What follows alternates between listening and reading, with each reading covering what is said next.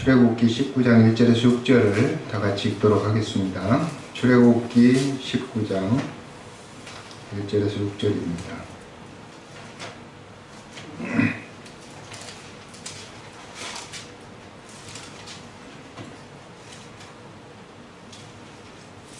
오늘 주실 말씀 출애굽기 19장 1절에서 6절 말씀 구약성경 110쪽에 한 절씩 교독해서 제가 다 읽어드리겠습니다. 지금 한 절씩 교독하면 지금 방송이 좀 안 좋더라고요. 제가 읽어드리겠습니다. 이스라엘 자손이 애굽 땅을 떠난 지 3개월이 되던 날 그들이 시내 광야에 이르니라. 그들이 르비딤을 떠나 시내 광야에 이르러 그 광야의 장막을 치되 이스라엘이 거기 산 앞에 장막을 치니라. 모세가 하나님 앞에 올라가니 여호와께서 산에서 그를 불러 말씀하시되 너는 이같이 야곱의 집에 말하고 이스라엘 자손들에게 말하라. 내가 애굽 사람에게 어떻게 행하였음과 내가 어떻게 독수리 날개로 너희를 업어 내게로 인도하였음을 너희가 보았느니라. 세계가 다 내게 속하였나니 너희가 내 말을 잘 듣고 내 언약을 지키면 너희는 모든 민족 중에서 내 소유가 되겠고 너희가 내게 대하여 제사장 나라가 되며 거룩한 백성이 되리라. 너는 이 말을 이스라엘 자손에게 전할지니라. 아멘.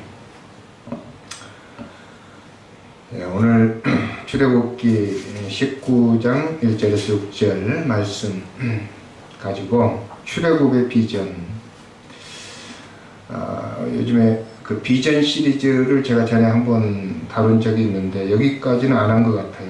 처음에 에베소서 1장에 나오는 그 창세전에 가졌던 하나님의 비전, 그리고 창세기 1장에 하나님께서 사람을 만드실 때에 가졌던 하나님의 비전, 그리고 아브라함이 하나님의 부르심을 받고 가나안 땅으로 갈 때에 아브라함을 통해서 가졌던 하나님의 비전, 뭐 이런, 또 출애굽 때 모세를 부르실 때 호렙산에서 주셨던 비전, 이 정도 했던 것 같은데 오늘 마지막으로 이 호렙산 시내산에서 하나님께서 이스라엘 백성들에게 주신 비전에 대해서 보도록 하겠습니다.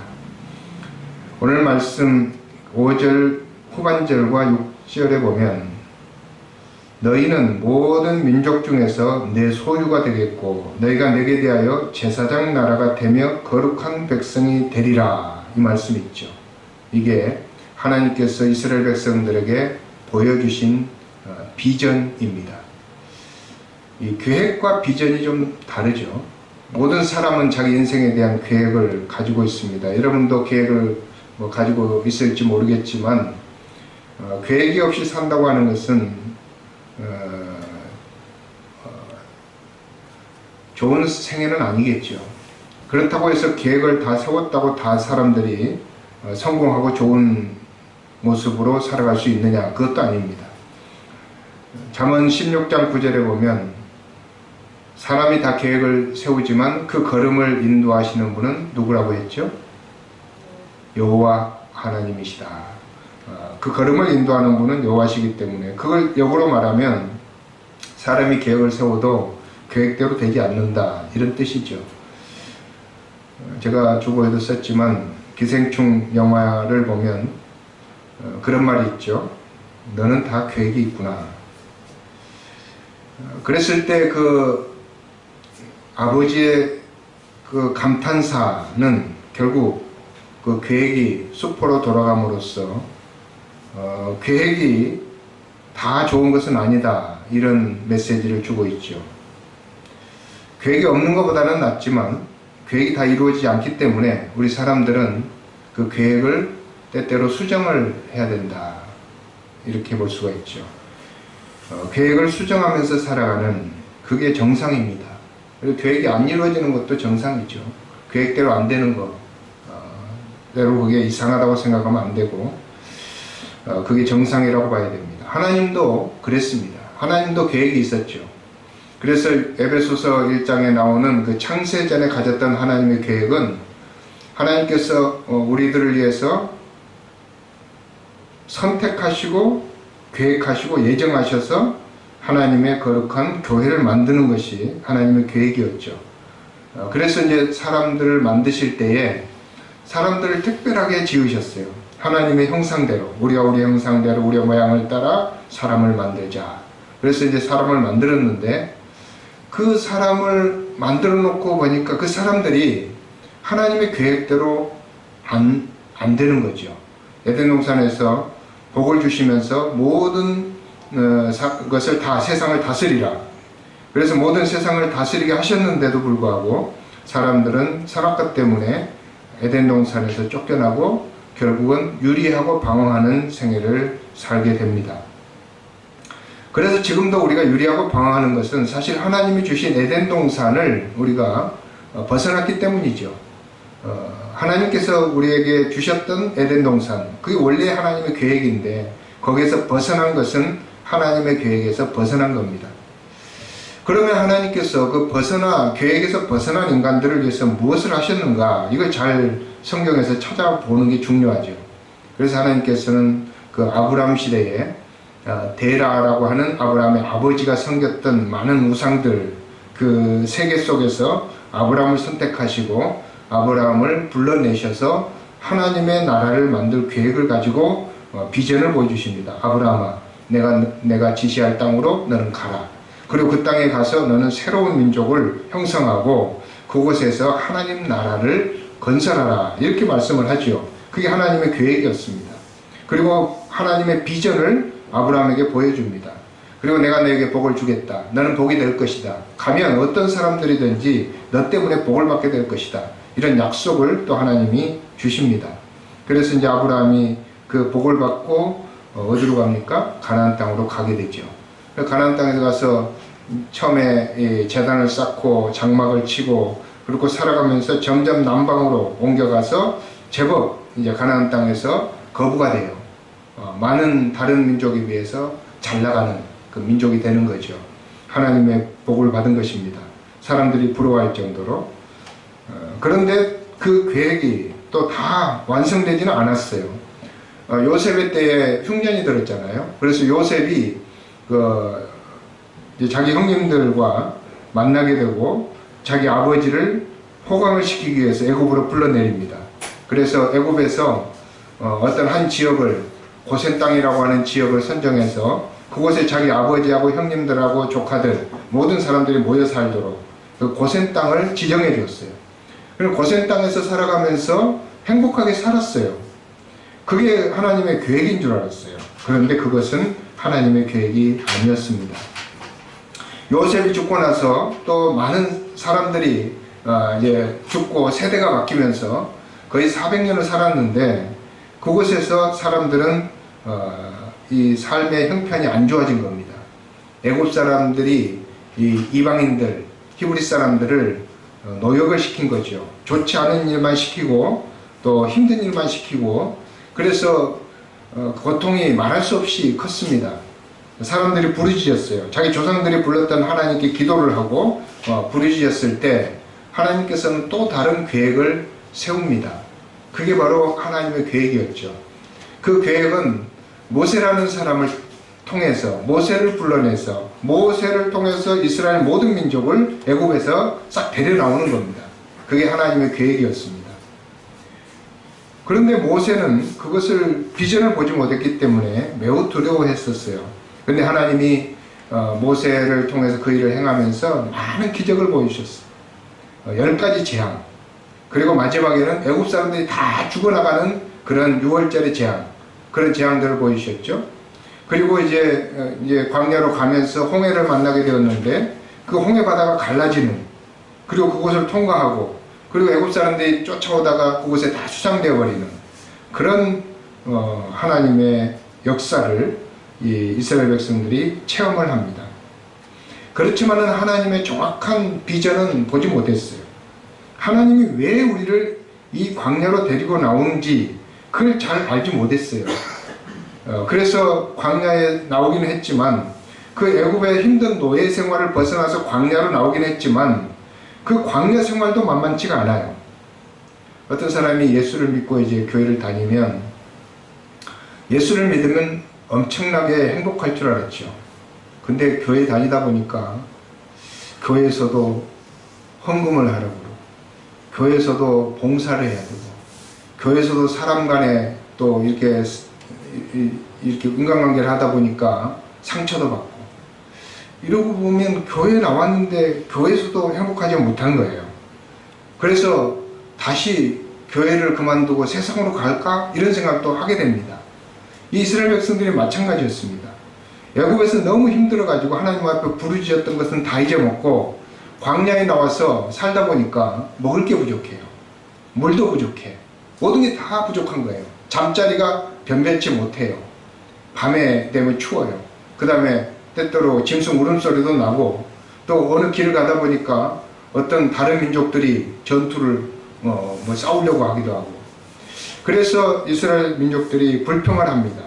왜 우리를 데리고 나왔느냐? 우리가 애굽에 있었으면 더 좋았을 텐데 왜 광야로 끌고 나왔느냐 이거예요. 그런 불평을 늘어놓는 이스라엘 백성들, 그것을 하나님께서 어떻게 하시겠습니까? 근데 하나님은 계획이 다 있었죠. 그들을 불러낸 계획이 있었다 이 말이에요. 그것을 이스라엘 백성들에게 가르쳐 줘야 되는데, 오늘 말씀 보면 바로 모세에게 이 시내산 그 중턱에서, 그 광야에서, 신광야죠, 그곳에서 이스라엘 백성들의 이것을 가르쳐 주라고 하는 거예요. 이 비전을 그들에게 알려달라고 하는 거죠. 그것을 모르기 때문에, 비전을 모르기 때문에 애굽에서 나오기는 했지만 광야 생활이 어렵고 힘들 때 우리가 다시 애굽으로 돌아가자, 왜 우리를 이곳에 끌고 나왔느냐, 먹을 걸 달라, 마실 걸 달라, 이런 불평이 쏟아지고 있었던 것입니다. 여러분, 우리가 회사 생활을 해도 불평이 많죠. 그렇지만 여러분, 그 회사를 통한 여러분이 그 비전, 하나님의 비전을 안다면 그 불평을 하면 안 됩니다. 비전을 모르기 때문에 불평하는 거예요. 하나님은 나를 왜 이곳에 데려왔을까? 하나님은 나를 왜 이곳에 있게 하셨을까? 그것을 찾으려고 해야 돼요. 저도 사실 이 교회가 이곳에 세워져서 몇 명 안 되지만 제가 불평은 잘 하지 않아요. 이유가 뭔 줄 아십니까? 왜 하나님이 이 교회를 이곳에 세웠을까? 누구를 위해서 세웠을까? 한 사람을 위해서 세웠더라도 그 목적이 있다면 내가 불평할 일은 아니잖아요. 하나님의 뜻이 있고 계획이 있고 비전이 있기 때문에 제가 그걸 발견하지 못했을 뿐이죠. 그래서 어디에서나 우리가 삶의 자세를 그렇게 가져야 된다는 거죠. 이스라엘 백성들은 그걸 몰랐기 때문에 거기에서 불평을 하되 상처를 주는 불평을 많이 했어요. 모세를 향해서 돌을 던질 것 같은 그런 모습으로, 우리가 애굽에 있었으면 훨씬 더 좋았겠다. 그곳에는 우리가 고기도 먹었지 않느냐, 밥도 먹었지 않느냐. 사실 고기 많이 못 먹었거든요. 그렇게 많이 먹지는 못했는데도 한 번쯤 먹었던, 제사 때 먹고 명절 때 먹었던 게 기억이 나는 거죠. 왜냐하면 이 광야에 나오니까 너무 먹을 게 부족하니까. 그런 상황 속에서 하나님께서 모세를 향해서 오늘 이 출애굽기 19장의 말씀을 주고 있는 거라, 이 배경을 정확하게 알아야 돼요. 그래서 하나님이 1절에 우리 다 같이 한번 읽어봅시다. 이렇게 말합니다. 이스라엘 자손이 애굽 땅을 떠난 지 3개월이 되던 날 그들이 시내 광야에 이르니라. 2절, 그들이 르비딤을 떠나 시내 광야에 이르러 그 광야에 장막을 치되 이스라엘이 거기 산 앞에 장막을 치니라. 자, 애굽 땅을 떠나온 지 몇 년, 얼마나 됐었죠? 3개월 했어요. 3개월. 여러분, 3개월 되면 이제 100일 좀 못 됐잖아요. 그래서 우리가 100일의 한계예요. 100일. 이 직장을 다녀도 100일을 지나야 뭔가 되는 거죠. 그래서 3개월 수습기라는 게 있어요. 우리가 이 모든 것, 공부를 해도 마찬가지고 어떤 기타를 배운다든지 뭘 해도 3개월, 이게 중요해요. 이스라엘 백성들이 이제 3개월째 되는데, 이 3개월째 되니까 이제 광야 생활에 신물이 나는 거예요. 너무 힘들어요. 그리고 전에 그 경험했던 그 경험들 있잖아요. 하나님께서 불기둥과 구름기둥 보여주시고, 이렇게 홍해를 막 갈라주시고, 애굽 사람들이 죽어나가고 하는 거. 그 기억이 스물스물 사라지는 거예요. 그래서 우리가 경험했던 하나님의 강력한 경험들이 잊혀지면서 광야의 어려움들이 몸소 우리에게 다가오면서 그러면서 불평이 나오게 되는 것입니다. 여러분 이걸 잘 생각해요. 그때 하나님께서 모세를 부르시는 거예요. 모세가 사실은 하나님 불렀다기보다는 모세가 하나님께로 올라갔어요. 2절에 보면 장막을 치고 3절에 보면 모세가 하나님 앞에 올라가니 그랬어요. 어디로 올라갔을까요? 하늘로 올라갔을까요? 산으로 올라갔어요. 산으로. 모세가 너무 답답하니까 산에 올라가면 하나님이 계시겠지. 그래서 산으로 올라가요. 저도 어려서 이제 20대 신앙생활 할 때는 산에 자주 갔습니다. 답답하면 어디로 가요? 산으로 가. 뭐 알아? 기도하라. 기도원이 주로 산에 있어요. 그럼 산에 가면 내가 가는 거잖아요. 이게 또 모세가 하나님 앞에 올라가니 그랬어요. 그때 하나님께서 산에서 그를 불러 말씀하시되 산에 올라갔더니 하나님이 그를 부르셨어요. 하나님은 아무나 부르지 않습니다. 그 사람의 현재 상황이 갈급해야 돼요. 마음이 너무 아팠던 거죠. 모세가 백성들의 불평을 듣고 나니까 내가 이들을 책임져야 되는데 어떻게 했으면 좋겠는가. 너무 마음이 아파서 산으로 올라갔는데 하나님이 그때 모세를 부르셨다. 이렇게 기록이 되어 있습니다. 광야에 있는 모세에게 야 너 산으로 올라와 이렇게 할 수도 있겠죠. 그런데 하나님은 그렇게 하지 않고 기다렸어요. 우리 하나님께서 우리가 어려움을 당할 때 하나님은 여러분들이 산으로 올라오는 것을 기다릴 수도 있어요. 산으로 올라올 때 하나님은 그를 부르시는 거예요. 그를 부르셨는데 어떻게 말씀을 하십니까? 자, 이스라엘 백성들에게 이같이 말하라고 이야기합니다. 3절부터 읽어보겠습니다. 모세가 하나님 앞에 올라가니 여호와께서 산에서 그를 불러 말씀하시되 너는 이같이 야곱의 집에 말하고 이스라엘 자손에게 말하라. 4절 다 같이 읽겠습니다. 내가 애굽 사람에게 어떻게 행하였음과 내가 어떻게 독수리 날개로 너희를 업어 내게로 인도하였음을 너희가 보았느니라. 자, 지금 애굽에서 나온 지 3개월 되어가지고 백성들이 불평을 하잖아요. 힘들다고 그러잖아요. 그러니까 모세가 답답해가지고 산으로 올라갔죠. 그랬더니 하나님께서 모세에게 이렇게 이야기합니다. 이스라엘 자손에게 이렇게 이야기해라. 내가 애굽에서 어떻게 행하였음을 기억해라. 그거는 10가지 재앙을 말하는 거예요.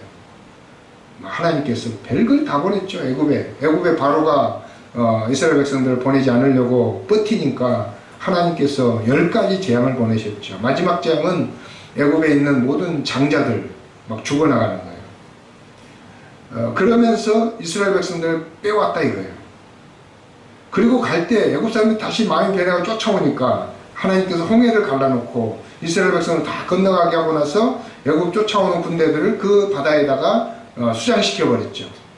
그걸 기억해라 이거죠.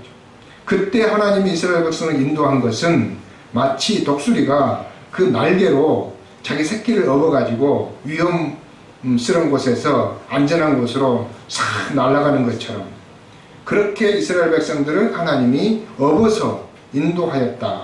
그걸 너희가 보았지 않느냐. 이런 말씀을 하고 있는 것입니다. 그래서 우리는 힘들고 어려울 때 과거에 하나님이 우리를 어떻게 인도하셨는지를 기억해 봐야 됩니다. 우리 모두에게는 아무리 어려운 생애를 살아도 한 번쯤은 다 하나님의 인도하심을 체험하고 경험했던 기억이 있습니다. 그런 기억이 없다면 참 살기가 힘들겠죠. 믿음 생활하기 힘들겠죠. 믿음 생활하지 않는 사람들도 아마 그런 게 있을 거예요. 좋았던 시절, 결혼의 위기가 오면은 그 신혼 때 아주 좋았던 시절을 추억을 해봐야 되죠. 그런 걸 추억이라고 하는데 우리는 그걸 이제 과거의 은혜로 보는 거죠. 그것을 기억하라고 말씀하시고, 자, 5절에서는 이렇게 이야기합니다. 세계가 다 내게 속하였나니 그랬어요. 세계. 여러분 여기서 세계가 뭡니까?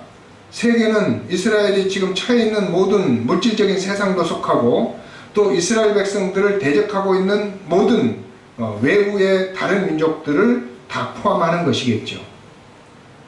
이스라엘이 힘든 거, 광야에서 힘든 거는 뭐예요? 세상이 척박하기 때문에 그런 거죠.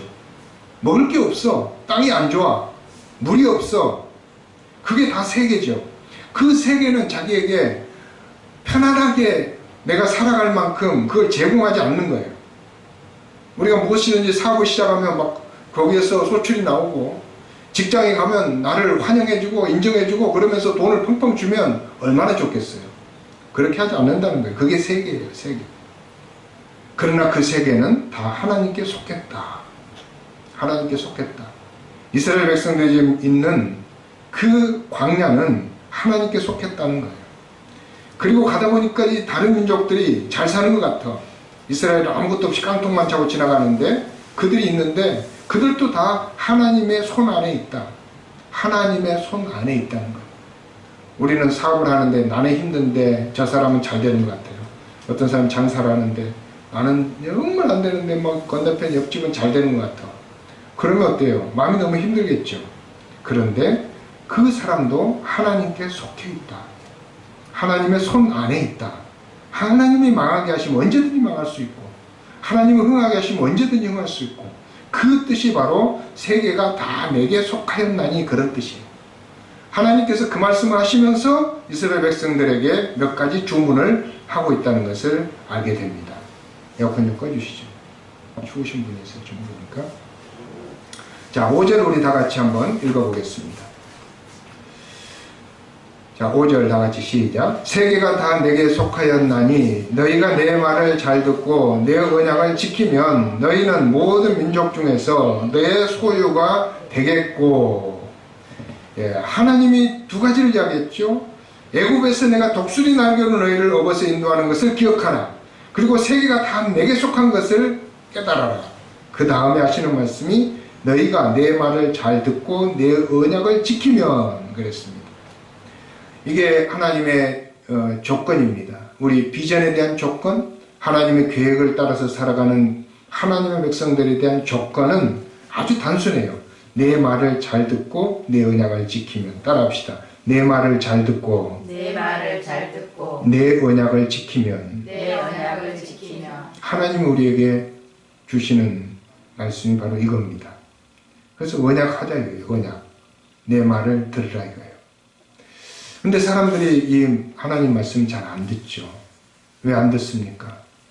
자기 생각이 너무 강하기 때문에 안 듣습니다. 여러분, 사람들에게 열심히 가르쳐서 예수를 잘 믿게 해도 잘 듣는 것 같지만 잘 안 듣습니다. 잘 들어야 됩니다. 주의를 기울여서. 여기서 잘 듣는다는 건 뭐예요? 우리가 영어로 hear라고 하는 뜻의 그 듣는다는 게 아닙니다. listen to. 하나님께 주의를 집중해서 들으라는 거예요. 그래야만이 그 말이 인정이 되고 그 말이 긍정이 되고, 하나님의 말이 긍정이 돼야 그 말씀이 내게 행동으로 옮겨지는 겁니다. 하나님의 말씀이 듣고 한 귀로 흘러버리는 것은 내 행동에 변화가 없는 거죠. 그거는 내가 듣는 게 아니에요. 그냥 듣는 거죠. 듣는 거하고. 영어에는 두 가지 뜻이 있는데, 그 hear는 막 흘러가는 소리를 듣는 걸 hear라고 그러죠. 근데 내가 뭘 집중해서 듣는 걸 listen to라고 합니다. 그래서 라디오를 듣는다 할 때 listen to the radio. 그렇죠? 우리가 그 하나님의 말씀을 듣고 그 다음에는 언약을 지키면, 그 하나님의 말씀에는 항상 언약이 포함되어 있어요. 언약이라고 하는 것은 약속입니다. 하나님께서 우리를 축복하겠다는 약속이죠. 아브라함에게 내가 너에게 자손을 별과 같이 주겠다 그러시고, 내가 가는 곳마다 다른 사람들이 복을 받을 거라고 했어요. 그거는 하나님의 언약입니다. 근데 그 말을 아브라함이 주의 깊게 들을 수 있고 주의 깊게 듣지 않을 수가 있어요. 근데 주의 깊게 들으면 그 말이죠. 주의 깊게 듣고 그 언약을 지키면, 그러면 이제 하나님이 주시는 비전이 세 가지가 주어집니다. 모든 민족 중에서 내 소유가 되겠고, 모든 민족 중에서 내 소유가 된다. 그 말은 뭐예요? 하나님께서 세상의 모든 민족을 다 소유로 삼지 않는다 그 말이에요. 세상에 수많은 사람이 살고 있는데 대부분 믿지 않는 사람들이 이야기하는 게 그거죠. 하나님은 세상의 모든 사람을 다 사랑하지 않느냐고. 그리고 모든 사람에 다 구원을 주지 않느냐고. 맞습니다. 하나님 모든 사람 다 사랑하고 모든 사람에 다 구원을 선포하셨어요. 그런데 그것을 받고 그 구원이 그 사람에게 적용되는 사람이 있고 적용되지 않는 사람이 있어요. 그 이유는 무엇입니까? 하나님이 소유로 삼은 사람이 있고 삼지 않은 사람이 있다 이 말이에요. 그래서 하나님이 소유로 삼았다고 하는 것은 하나님이 내 거다라고 말하는 거예요. 이사야서 43장에 보면 야곱아 이스라엘아 그러면서 하시는 말씀이 너는 내 것이다 이렇게 말씀을 하셔요. 우리들에게도 하나님께서 우리가 하나님 말씀을 주의 깊게 듣고 그 언약을 지키려고 하는 마음 세팅을 하게 되면 너는 내 것이다 이렇게 말씀을 하시죠. 그래서 하나님이 너는 내 것이다 라고 말씀하시는 것이 굉장히 중요한 우리들에게는 큰 행복입니다. 여러분 하나님의 소유가 되는 게 안 좋은 그런 추억일 수도 있겠죠. 많은 사람들은 누군가의 속박되기를 싫어합니다. 그래서 교회에 나와서 이 속박되는 거 싫어하죠. 교회 안 나온 사람들 대부분이 교회에 나오면 속박되는 거 싫어해요. 하나님의 소유가 되는 거 싫어해요. 왜냐하면 나는 내고 내 인생은 내 인생인데 내가 왜 구속이 돼야 되고 속박이 돼야 돼. 그래서 싫어하는 거죠. 그런데 속박이 되는 것만큼 행복한 게 없습니다. 우리가 하나님의 것이 되는 게 행복이에요. 많은 부부들이 결혼생활 하다 권태기가 오면 서로 속박되기를 싫어하지만 지금은 아예 결혼할 때부터 우리 청년들은 서로에게 속박 안 되려고 딴 주머니 차고 뭐 따로따로 그 재정도 따로따로 하고 이렇게 하지만 가장 큰 행복은 서로에게 속박이 될 때 행복한 거죠. 너는 내 거다. 이게 행복한 거잖아요. 근데 너는 내 대로 살아. 그러면 행복하지 않죠. 그래서 하나님께서는 우리들에게 너는 내 소유가 되겠고 그리고 나서 이제 6절에서 비전을 말씀해 주십니다. 자, 6절 우리 다 같이 한번 읽어보겠습니다. 너희가 내게 대하여 제사장 나라가 되며 거룩한 백성이 되리라. 너는 이 말을 이스라엘 자손에게 전할지니라. 누구에게 한 말이에요? 하나님이 모세에게 한 말이죠. 너희는 내게 대하여 이스라엘 백성은 내게 대하여 제사장 나라가 될 것이고 거룩한 백성이 될 것이다. 이 말씀은 베드로 전서 2장에 가면 우리 신약성경에서 우리 그리스도인들에게도 동일하게 주십니다. 너희는 거룩한 나라요 하나님의 백성이다. 이 말씀을 주시고 있죠. 거룩한 제사장의 나라가 된다는 말은 무슨 말이냐? 다른 민족들에 비해서 우리가 뭔가 우위에 있고 그들을 돌보고 그들에게 축복을 나눠주고 그들을 위해서 하나님께 중보해서 그들에게 뭔가 구원을 줄 수 있는 그런 위치에 있는 사람, 사명을 가진 사람, 그것을 제사장 나라다 이렇게 표현을 하는 거죠. 그러기 위해서는 거룩한 백성이 되어야 되기 때문에 하나님께 가까이 가야 되고 하나님께 가까이 갈수록 우리는 거룩한 백성이 되는 것이죠. 하나님이 우리들을 향해서 이런 비전을 갖고 계시다는 거예요. 이 믿는 사람들을 하나님 부르실 때는 반드시 제사장 나라, 거룩한 백성, 그래서 모든 민족 위에서 그들을 위한 축복의 도구로 우리를 사용하시겠다는 겁니다. 여러분들 어떤 사람에게 예수를 전해주면 그들을 교회로 이끌어오면 그 사람에게 제사장 나라가 되는 거예요. 그렇죠? 여러분들이 예수 믿지 않는 한 사람에게 가서 하나님 말씀을 전해주고 또 하나님께로 인도하면 여러분은 그 사람에게 제사장이에요. 그 사람은 여러분이 없이는 절대 하나님을 알 수가 없어요. 그리고 하나님을 믿고 받는 축복을 얻을 수가 없었죠. 그런데 여러분이 그 역할을 해준다면 여러분은 그들에게 제사장 나라가 된다. 우리가 살아가는 세상 속에서 정말 많은 계획을 세우고 살아갈 수도 있습니다. 그런 계획들이 수포로 돌아가는 게 참 많이 있죠. 그래서 우리는 우리의 계획을 가지고 세상을 다 살아갈 수는 없습니다. 하나님께서 주시는 비전, 하나님의 계획을 우리가 발견하고 그 계획을 따라서 살아야 됩니다. 그러기 위해서 우리가 중요한 것은 하나님 말씀을 잘 듣고 언약을 지키는 것이 중요합니다. 그 다음에 제사장 나라가 되고 거룩한 백성이 되는 것은 하나님이 하실 일이에요. 하나님이 하시겠다고 하셨어요. 여기에 오늘 6절의 말씀이 그 영어 성경에서는 NIV하고 KJV, 킹제임스 버전하고 좀 달라요. NIV에서는 You will be a kingdom of priests 이렇게 되어 있는데 KJV에서는 You shall be a kingdom of priests 이렇게 되어 있어요. You shall be. shall be라는 말을 썼을 때는 너는 그렇게 될 것인데 내가 그렇게 만들어 줄 것이다. 이런 그 말하는 사람의 의지가 강하게 들어있는 그런 말이에요. 하나님께서 우리들에게 너는 제사장 나라가 될 것이다 라고 말씀하셨을 때 하나님께서 그렇게 만드시겠다고 하는 거예요. 그럼 우리가 해야 될 일은 뭐냐? 그것만 생각하면 되겠죠? 첫 번째는 하나님 우리에게 이야기했던 과거에 하나님이 우리를 어떻게 독수리의 날개로 업어서 인도하셨는지 그것을 깨닫는 것. 두 번째, 하나님이 온 세상을 다 주관하고 계시고 모든 것이 다 하나님께 속하였다는 것을 아는 것. 그리고 세 번째는 너희가 내 말을 듣고 내 언약을 지키면 했듯이 하나님의 말씀을 잘 듣고 그 언약을 지켜나가는 것. 이게 우리가 해야 될 일이죠. 이 세 가지를 잘 하면 우리는 자동으로 하나님의 제사장이 되고 하나님의 거룩한 백성이 될 것입니다.